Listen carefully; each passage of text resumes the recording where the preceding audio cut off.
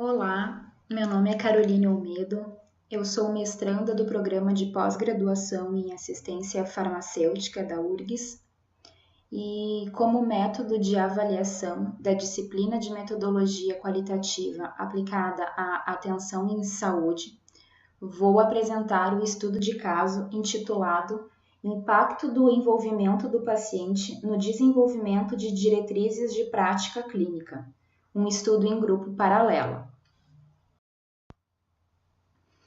Esse estudo foi então divulgado na revista Implementation Science, escrito por 4 autores do Departamento de Neurologia da Universidade da Flórida, nos Estados Unidos. O artigo teve como data de publicação abril de 2018, ou seja, bem recente. Como panorama geral, então, introduzindo o assunto, as diretrizes de prática clínica são recomendações destinadas a otimizar o atendimento ao paciente e os resultados, e tem como base uma revisão sistemática e a avaliação dos benefícios e danos. Nós temos que, quando as diretrizes são implementadas, elas podem otimizar tanto os resultados quanto reduzir a utilização de recursos. Estudos apontam ainda que as diretrizes são mais implementáveis na prática clínica quando abordam necessidades e preferências do paciente e incluem informações para apoiar o envolvimento do paciente na tomada de decisões. O envolvimento do paciente e do público, utilizando então como sigla PPI, ele é reconhecido internacionalmente por diversos órgãos, como o Instituto Nacional de Excelência em Saúde do Reino Unido e também o Instituto de Medicina dos Estados Unidos, como um importante componente do desenvolvimento de diretrizes. A justificativa para esse estudo, então, se dá pela existência de barreiras na implementação das diretrizes, que envolve fatores como orientação, a ausência do envolvimento de partes interessadas, como o paciente e o público diretamente ligado ao paciente, a utilidade e aplicabilidade da diretriz na prática clínica e a factibilidade do uso dessa diretriz para o paciente individual. Também existem importantes lacunas na compreensão de estratégias de implementações ideais. É desconhecido também o fato de como esse envolvimento do paciente e do público influencia na diretriz, quais as contribuições e os resultados esperados desse envolvimento. E também é importante entender o efeito desse envolvimento do paciente e do público na diretriz. Então, quais são os resultados mais relevantes que esse envolvimento do público traz para o paciente? Qual é o impacto da implementabilidade quando se faz essa diretriz envolvendo o paciente e o público?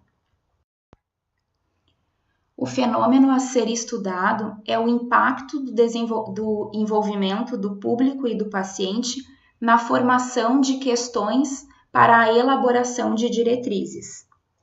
Ainda, o estudo se propôs a validar o método conceitual de contribuições de pacientes e público para as diretrizes. O estudo se deu, então, através da comparação de 2 grupos em paralelo, o grupo experimental versus o grupo controle, que foi comparado quanto à sua conduta e quanto à elaboração de questões PICOT, que é uma versão que inclui o fator tempo da questão PICO, que acho que já é amplamente estudada por nós, essas questões PICO e PICOT, elas são utilizadas para realizar a análise sistemática, para a elaboração de uma diretriz. e por isso ela foi utilizada aqui como método de comparação entre esses dois grupos. Então, ambos os grupos ficaram encarregados de desenvolver essas questões Picote para que fosse elaborada a diretriz, e também houve a comparação da conduta entre esses dois grupos. A diretriz escolhida, para esse estudo foi a diretriz de prática clínica sobre o uso de tomografia por emissão de pósitrons amiloide, a PET amiloide, no diagnóstico de demência. Aprofundando então um pouquinho sobre a composição dos grupos, tanto o grupo experimental quanto o grupo controle contaram com um N de 9 membros, e 5 membros, tanto do grupo experimental quanto do grupo controle, eram compostos por um facilitador ou mediador com experiência no desenvolvimento de diretrizes, um neurologista especialista em demência, um neurologista especialista em demência e também com experiência no diagnóstico por PET amiloide, e 2 membros de subcomissão com experiência demencial. No grupo experimental, os 4 membros adicionais eram compostos por pacientes, cuidadores e um representante da associação dos pacientes com doença de Alzheimer. No grupo controle, os 4 membros adicionais eram membros do subcomitê de diretrizes sem conhecimento de conteúdo. Esses membros do subcomitê foram escolhidos justamente para que o número de especialistas, tanto no assunto demência quanto na elaboração de diretrizes clínicas, ficasse nivelado em ambos os grupos. Então, para que não houvesse discrepância no nível de conhecimento entre ambos os grupos. Quanto à metodologia, ambos os grupos foram encarregados de desenvolver perguntas para a diretriz de PET amiloide, utilizando como formato a questão Picote, que envolve então dados de população, intervenção, comparação, desfecho e tempo, além de identificar benefícios e danos relevantes ao uso do PET amiloide, bem como elaborar versões em linguagem mais simples para acesso dessa diretriz por pacientes e para o público em geral. Os dados coletados incluíram a duração de tempo da reunião, o número de perguntas que foram elaboradas por cada um dos grupos, e também seus detalhes, além dos benefícios e danos esperados desses testes. Após a formação do grupo experimental e grupo controle, houve o encaminhamento desses grupos para respectivas salas individuais, nas quais foram conduzidas, então, a reunião para que fosse desenvolvida a questão Picote, bem como as outras análises. Essas reuniões em ambos os grupos foram gravadas e posteriormente transcritas, e a análise dos resultados constituiu-se em 3 componentes. O primeiro deles foi uma análise descritiva das características da reunião, que levou em conta fatores como o tempo de duração da reunião, bem como o modo de apresentação dos membros do grupo uns aos outros. Posteriormente, analisou-se os resultados da questão Picote elaborada por cada um dos grupos. Por fim, fez-se uma análise qualitativa das discussões transcritas, através de uma abordagem indutiva, que foi utilizada para identificar, definir e organizar temas de discussões que posteriormente foram discutidos em um consenso com um segundo investigador. Esse método de abordagem indutiva, ela procura pensar no fenômeno de pesquisa como um raciocínio ascendente, no qual se parte da observação de um fenômeno particular para a generalização, identificando então temas emergentes, até esses temas serem exauridos, e esses temas então são comparados com as identificações de um segundo investigador que também analisa essas transcrições. Juntos, então, esses investigadores comparam os temas emergentes identificados e analisam se existem temas que possam ser excluídos, agrupados ou incluídos nessa abordagem.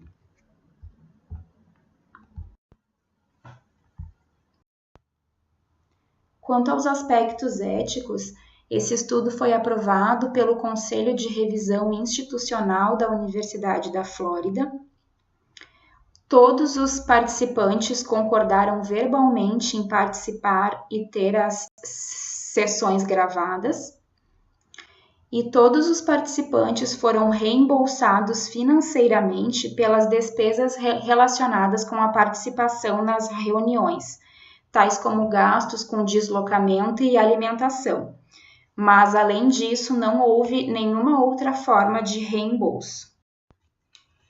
Quanto aos resultados obtidos, a análise descritiva das características da reunião mostrou que a duração, o tempo da reunião, foi diferente para os dois grupos. O grupo experimental finalizou a reunião em 4 horas e 11 minutos, ao passo que o grupo controle finalizou em 2 horas e 55 minutos.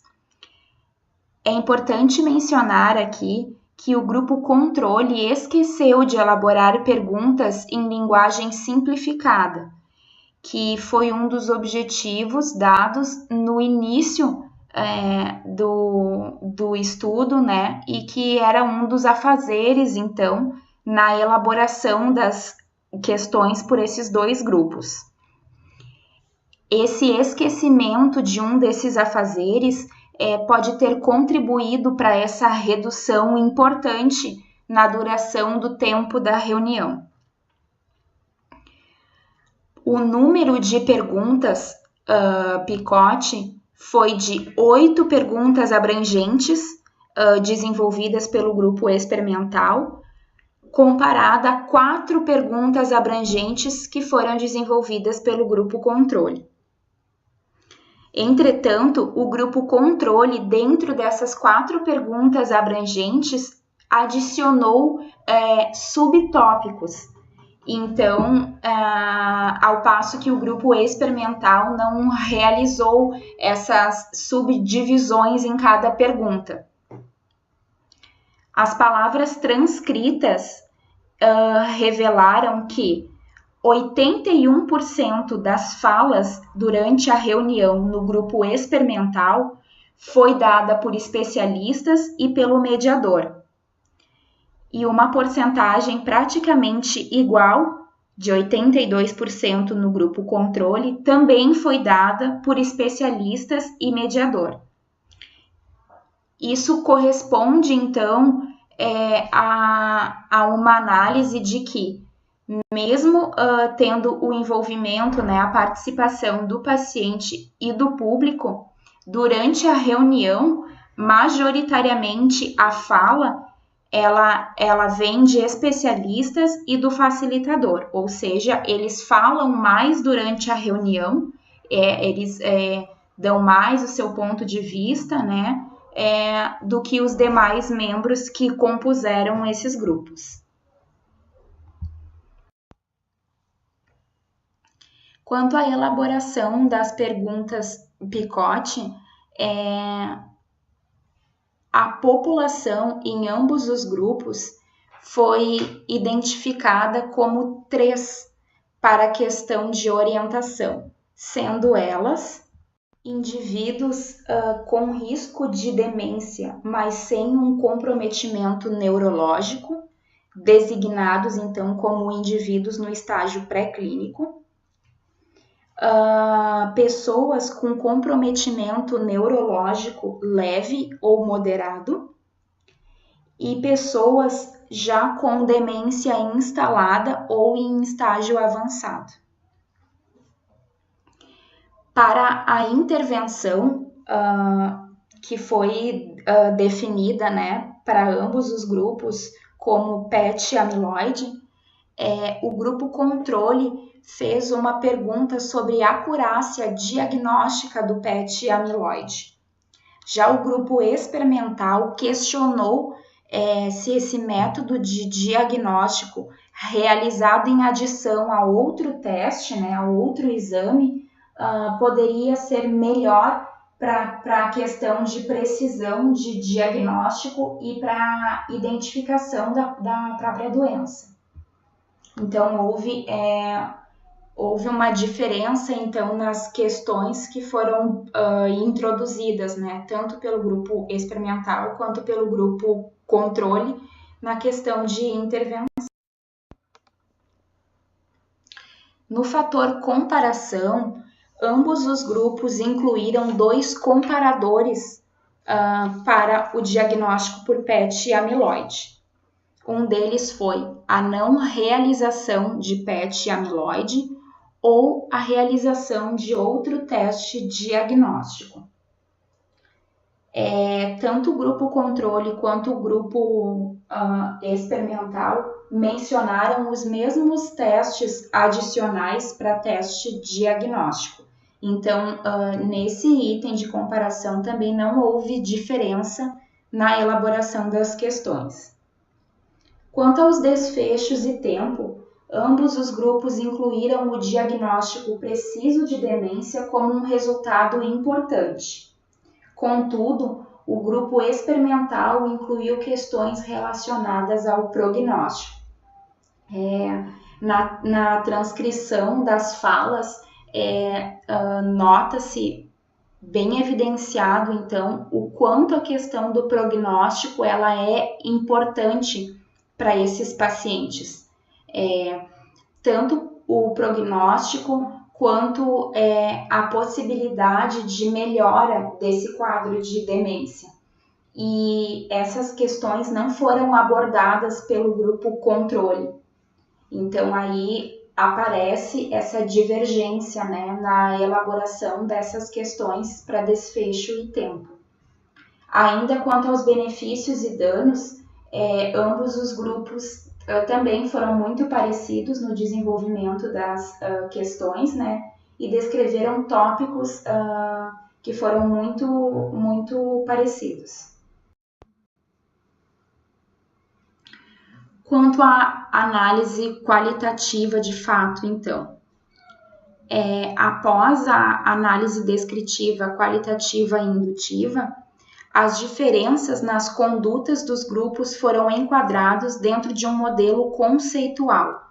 Esse modelo conceitual existente, ele é um modelo de pesquisa que analisa os resultados centrados no paciente.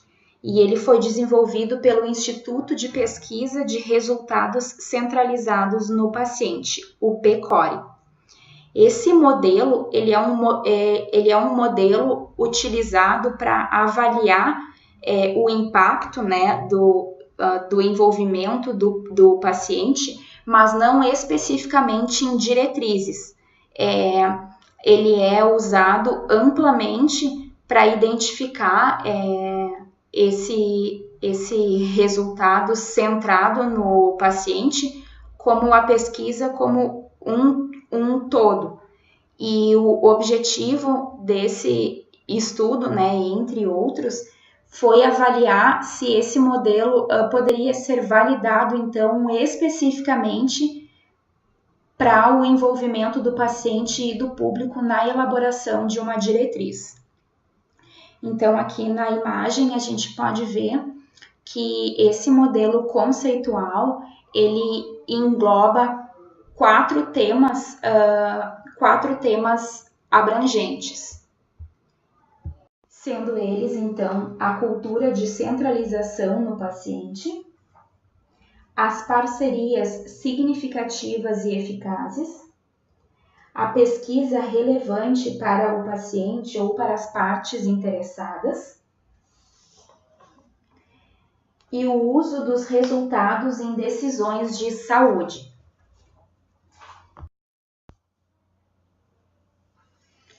Após a transcrição, então, o que foi feito foi um agrupamento dos temas identificados para esse modelo conceitual. Então, o que foi feito é que para cada item desse modelo conceitual, esses temas abrangentes que foram identificados, eles foram realocados para verificar, então, se esse modelo podia ser validado para essa prática de elaboração de diretriz. Então, no tópico de cultura de centralização do paciente, o que se observou foi que a condução das discussões, dessas reuniões, foi significativamente diferente entre os grupos controle e o grupo experimental. O grupo experimental, que é aquele que tem a participação do paciente e do público, ele passou mais tempo discutindo a importância do diagnóstico, o conhecimento tanto do paciente quanto dos membros ali envolvidos sobre o quadro clínico, a relevância de evitar testes desnecessários, a importância também de vincular serviços e uma rede de apoio a esse paciente, a ênfase na relevância da diretriz, o impacto pessoal da doença. Além disso, em vários momentos da transcrição, é possível notar que os participantes, os membros do grupo experimental, como mediadores e neurologistas, identificaram o valor da voz do paciente. Então, é possível ver ali relatos do neurologista ou do mediador evidenciando o quanto a participação, o quanto a presença daquele paciente, daquele familiar, estava sendo importante no processo de elaboração daquelas questões PICOT. No item de diretrizes relevantes para pacientes ou para partes interessadas, observou-se que pacientes e representantes que constituíam um grupo experimental identificaram questões que poderiam ser negligenciadas por médicos. Eles evidenciaram também a má comunicação entre médicos da atenção primária e neurologistas, e também a importância do diagnóstico precoce. Esses pontos não foram apontados ou abordados pelo grupo controle. Ainda tem-se que o envolvimento do público e do paciente ajudou a selecionar tópicos e resultados relevantes para o paciente, como o prognóstico, além de desempenhar um papel relevante na elaboração das versões em linguagem simplificada da pergunta de diretriz. Como a discussão dos resultados, então, observou-se que a elaboração, o conteúdo dessas questões PICOT foram muito semelhantes em ambos os grupos. Porém, o grupo experimental incluiu tópicos principalmente relacionados à progressão da doença e ao grau de comprometimento neurológico futuro que o grupo controle não mencionou. O estudo mostra que isso está relacionado com a importância de planejar o futuro, e essa importância é dada majoritariamente pelo próprio paciente, e pelos membros envolvidos nesse processo de doença, que vivenciam de fato os danos e o comprometimento neurológico. Ainda, os temas desenvolvidos pelos dois grupos validaram o uso do modelo conceitual proposto para avaliar o envolvimento de pacientes e do público nas diretrizes, ou seja, os temas emergentes que foram identificados através da transcrição das gravações, eles foram realocados para aqueles itens que eram tidos no modelo conceitual. Então, isso fez com que esse modelo fosse validado para avaliar o envolvimento do paciente na elaboração da diretriz. Também, embora a discussão no grupo controle também tenha sido centrada no paciente, tem-se que a participação desses pacientes e representantes no grupo experimental influenciou na conduta da discussão e dos resultados.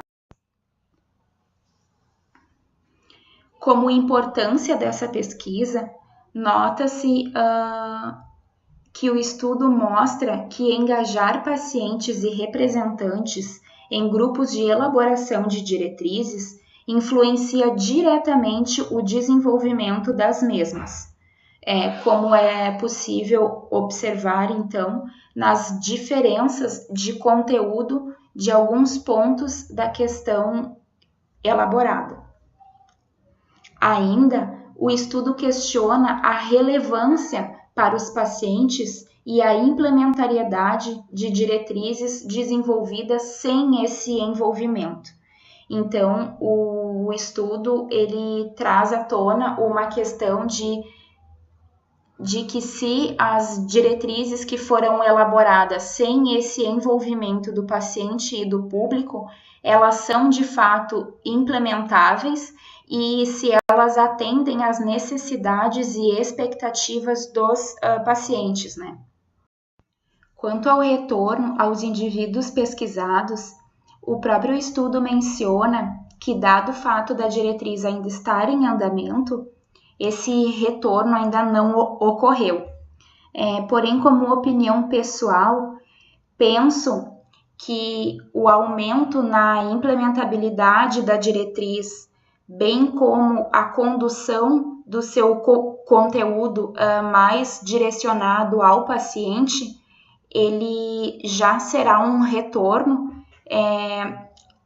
que vai ser dado com a elaboração de diretrizes que tenham esse envolvimento do paciente e do público.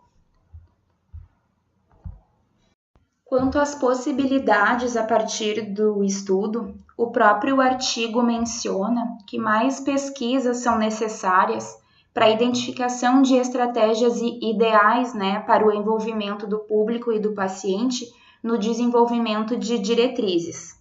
Além disso, questões como a forma de recrutamento desses pacientes e representantes, o número ideal de pacientes e representantes que devem constituir esses grupos para a elaboração de diretrizes, bem como a composição dos grupos e os mecanismos de engajamento, são questões que ainda podem ser pesquisadas e avaliadas e que irão contribuir para esse tema.